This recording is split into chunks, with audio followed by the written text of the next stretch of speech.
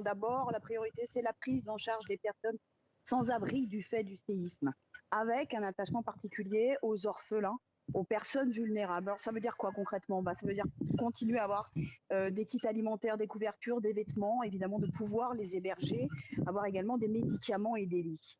Donc, l'autre besoin, c'est évidemment de faire du stock de tous ces produits. Et pour l'instant, le Maroc est principalement concerné. Toutes les régions doivent se mobiliser ici.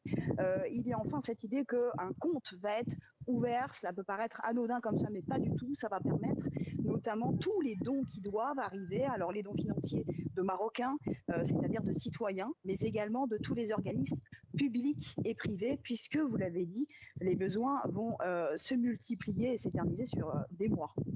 Maud, dans ce contexte, le gouvernement marocain a accepté l'aide des secours de l'Espagne, de la Tunisie, du Qatar et de la Jordanie. Vous nous confirmez ces informations ?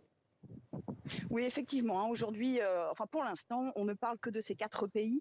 Donc je répète, le Qatar, la Jordanie, la Tunisie et l'Espagne. Alors les informations officielles, c'est-à-dire l'autorisation officielle serait arrivée ce matin et nous étions il y a à peine une heure avec une équipe espagnole de pompiers sans frontières. C'est exactement ce qui s'est passé. Ils ont obtenu l'autorisation ce matin. Ils viennent d'arriver en bateau sur Tanger. Une première équipe est partie, une deuxième attend. Quel est l'intérêt notamment de ces équipes? C'est très important. Eh bien, ils doivent aller chercher des gens dans les décombres. Donc, il y aura à peu près une vingtaine de personnes et il y avait déjà 2 chiens sur place qui attendent de partir. Donc, ce sont les premières équipes de sauvetage qui arrivent. Alors, pourtant, la question, c'est que beaucoup de pays proposent leur aide et le roi, eh bien, il n'a pas encore fait un appel à l'aide massif à l'international. Pourquoi est-ce qu'il n'a pas encore fait cet appel, le roi du Maroc ? Alors, vous vous doutez bien qu'il n'y a aucune raison officielle. On ne va pas nous expliquer exactement pourquoi est-ce qu'on restreint, mais il y a quand même au moins 2 éléments qui sont avancés. La première chose, eh bien, c'est que au Maroc, c'est l'armée qui est au front et on millimètre cette action.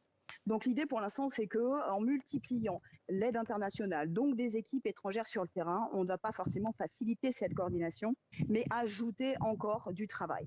Donc pour l'instant, déjà 4 pays aujourd'hui, on va dire que c'est un début et qu'on ne veut pas en faire plus. L'autre élément, eh bien, c'est qu'il faut continuer à faire un point sur la situation. Alors le monde entier et le Maroc aussi évidemment expliquent que chaque minute compte, mais pour l'instant on a besoin de savoir où on en est. Donc les hélicoptères de l'armée, et vous avez montré quelques images, ont survolé les zones les plus sinistrées et il y a encore des routes qui sont bloquées. Donc impossible pour l'instant de faire venir cette aide sur place si tout n'est pas prêt pour les recevoir et travailler.